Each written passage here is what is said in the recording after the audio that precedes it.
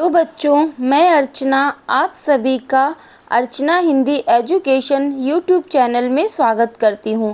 आज मैं आप लोगों को उत्तर प्रदेश पुलिस परीक्षा में आए हुए प्रश्नों को हल करवाने जा रही हूं। तो बच्चों, पहला क्वेश्चन है हमारा, लक्ष्य का अनेकार्थक शब्द है। ए ऑप्शन है नाम, बी चाल, सी गलत, डी निशाना। तो बच्चों, लक्ष्य मीन्स होता है निशाना, तो हम लोग डी ऑप्शन के साथ में जाएंगे। नेक्स्ट बच्चों आया था क्वेश्चन हमारा, नागर का पर्यायवाची शब्द है। तो बच्चों, नागर का पर्यायवाची शब्द ऑप्शन था ए ढोल, बी चतुर, सी ग्रामवासी, डी नगर। तो बच्चों, नागर मीन्स क्या होता है? चतुर। चतुर को ही हम लोग क्या बोलते हैं? चालाक। तो बी ऑप्शन के साथ में जाएंगे। और बच्चों फिर आया था क्वेश्चन, माला फेरत जुग भया, फिरा न मन का फेर, कर का मन का डारी दे, मन का फेर। अब बच्चों, इसमें ऑप्शन है ए अनुप्रास, बी उपमा, सी यमक, डी रूपक। तो बच्चों, इसमें यमक अलंकार होगा। यमक अलंकार कैसे होगा? क्योंकि मन का यहाँ पे दो बार यूज हो गया। यमक अलंकार में क्या होता है बच्चों? एक ही वर्ण की दोहरी आवृत्ति होती है, इसलिए हम लोग यहाँ पर सी ऑप्शन के साथ जाएंगे। यमक अलंकार हमारा राइट होगा। नेक्स्ट बच्चों क्वेश्चन आया है, किसी की सहायता करने वाला के लिए एक शब्द है। ए ऑप्शन है सहृदय, बी है सहचर, सी है सहकार, डी है सहायक। तो बच्चों, किसी की सहायता करने वाला के लिए हम लोग यूज करते हैं सहायक। कहते नहीं वो मेरा केयर टेकर मीन्स सहायक है। नेक्स्ट बच्चों क्वेश्चन आया है, किस वाक्य में करण कारक का प्रयोग किया गया है? सुरेश मीना के लिए खाना लाया। अब बच्चों, के लिए यहाँ आ गया तो के लिए।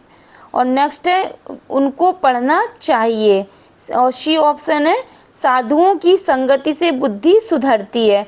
डी ऑप्शन है यह पुस्तक सीता को दे दी। तो बच्चों, इसमें करण कारक बताना है। करण कारक की पहचान हमारी क्या होती है? से होती है।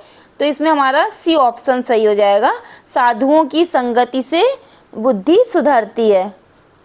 तो बच्चों, इसमें हम लोग सी ऑप्शन के साथ में जाएंगे।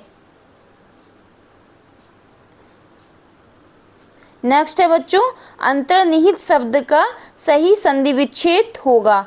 तो बच्चों, अंतर्निहित को हम लोग तोड़ेंगे अंतः धन निहित में, अर्थात अंतः धन निहित हमारा कौन से ऑप्शन में? डी नंबर में। तो डी नंबर के साथ हम लोग जाएंगे। और अगर पूछता अंतर्निहित में संधि कौन सी है, तो इसमें बच्चों विसर्ग संधि है। नेक्स्ट क्वेश्चन है बच्चों, हिंदी साहित्य अकादमी की ओर से हर वर्ष शलाका सम्मान पुरस्कार, बच्चों पूछा इन्होंने, शलाका सम्मान पुरस्कार किस क्षेत्र को दिया जाता है? ए ऑप्शन है खेलकूद, बी है तकनीकी, सी है हिंदी को नई दिशा प्रदान करने के लिए, डी है भाषा संस्कृति। तो बच्चों, शलाका सम्मान जो होता है वो हिंदी को नई दिशा प्रदान करने के लिए दिया जाता है। तो बच्चों, इसमें हम सी ऑप्शन के साथ में जाएंगे। नेक्स्ट बच्चों आया था, क्रोध किस रस का स्थायी भाव है? ए ऑप्शन है भयानक, बी है रौद्र, सी है वीर, और डी है विभत्स। तो बच्चों, जो भयानक है वो भय का होता है, और रौद्र बच्चों क्रोध का होता है, जबकि जो सी है वीर, वीर हमारा उत्साह का होता है, और विभत्स रस के लिए क्या होता है? घृणा या निंदा विभत्स रस का होता है। तो क्रोध का क्या हो जाएगा? रौद्र। तो इसमें हम लोग बी ऑप्शन के साथ में जाएंगे। नेक्स्ट है बच्चों, हिंदी में मैं का बहुवचन है। तो बच्चों, हिंदी में मैं का बहुवचन हम हो जाता है, तो इसमें हम लोग डी ऑप्शन के साथ में जाएंगे। नेक्स्ट है बच्चों, विरोध करना के लिए सही मुहावरा है। ए ऑप्शन है सिर चढ़ाना, बी है सिर उठाना, सी सिर झुकाना, डी सिर कटाना। तो बच्चों, विरोध करना का मतलब होता है सिर उठाना। मतलब अभी जैसे कि कोई भी भर्ती आती है, चीटिंग हो जाती है, तो बच्चे क्या करते हैं? विरोध करते हैं, तो उसके लिए अपना सिर उठाते हैं, मतलब अपनी मांग रखते हैं। तो इसमें हम लोग ऑप्शन नंबर बी के साथ में जाएंगे। नेक्स्ट बच्चों, हमारा क्वेश्चन पूछा गया है, स्रोत और स्रोत शब्द युग्म का सही विकल्प चुनिए। तो बच्चों, एक स्रोत मीन्स उद्गम होता है, और एक स्रोत मीन्स स्तुति। स्तुति का मीन्स पूजा से लिया गया है। नेक्स्ट बच्चों क्वेश्चन आया है अली आली, अली अली शब्द युग्म का सही अर्थ है। तो बच्चों ए ऑप्शन है भगवान, दुश्मन, बी है सखी भौरा, सी है भौरा सखी और डी है भौरा ऑब्लिक भगवान।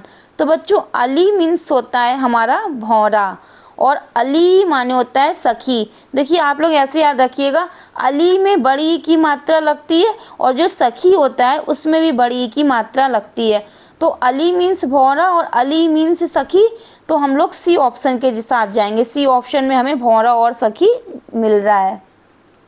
नेक्स्ट बच्चों क्वेश्चन आया है पुस्तक पढ़ी जाती है में कौन सा वाच्य है। तो बच्चों पुस्तक पढ़ी जाती है तो इसमें हमेशा हमारा कर्मवाच्य होगा, तो हम लोग ऑप्शन नंबर ए के साथ में जाएंगे।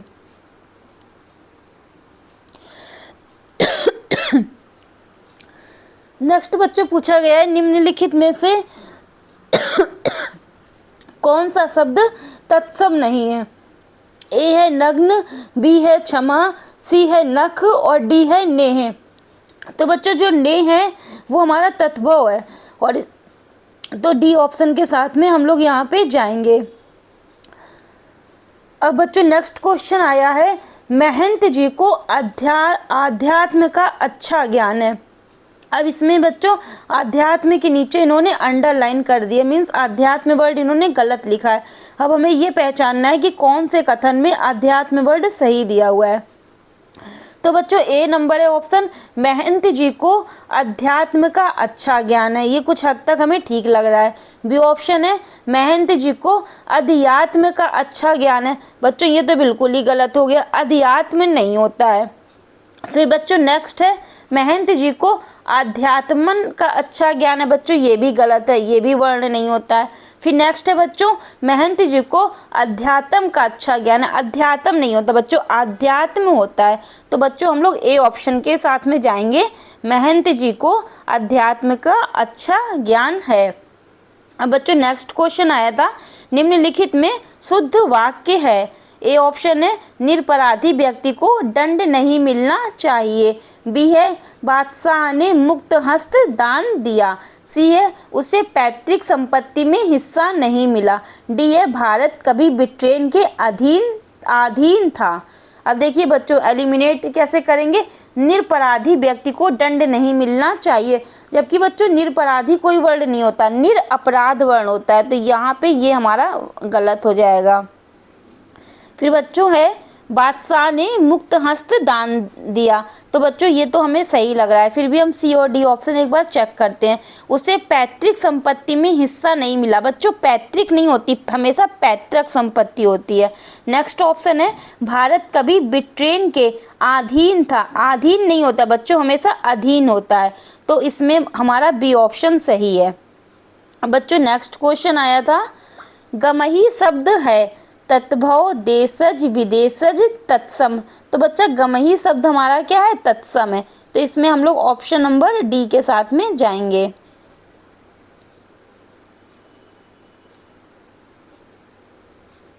फिर है बच्चों कपाल का पर्यायवाची शब्द है खप्पर, भाग्य, माथा और अदृष्ट। तो बच्चों कपाल का पर्यायवाची क्या होता है, माथा। इसी को मस्तक भी बोलते हैं, इसी को कपाल को मस्तक, खोपड़ी, ये सारे वर्ण हम लोग कपाल के लिए यूज करते हैं। तो कपाल का क्या हो जाएगा हमारा, माथा सही ऑप्शन हो जाएगा।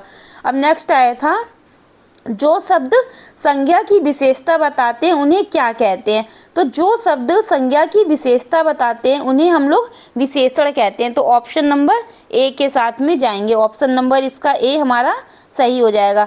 फिर बच्चों आया था कमर टूटना मुहावरे का अर्थ होगा।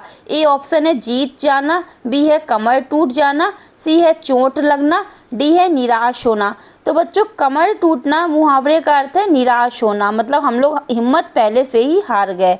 फिर आया था ईर्ष्णा का अर्थ है, ए ऑप्शन है अभिलाषा, बी है अनिच्छा, सी है ईर्ष्या, डी है घृणा।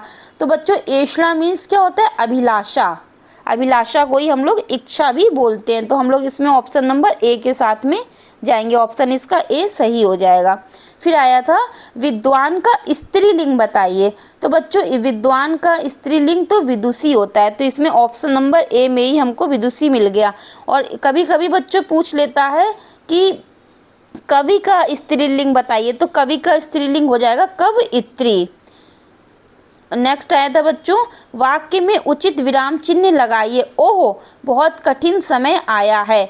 तो बच्चों इसमें भी हमें पहले ही ऑप्शन में ओ का निशान मिल गया, तो हम लोग ए ऑप्शन के साथ में जाएंगे।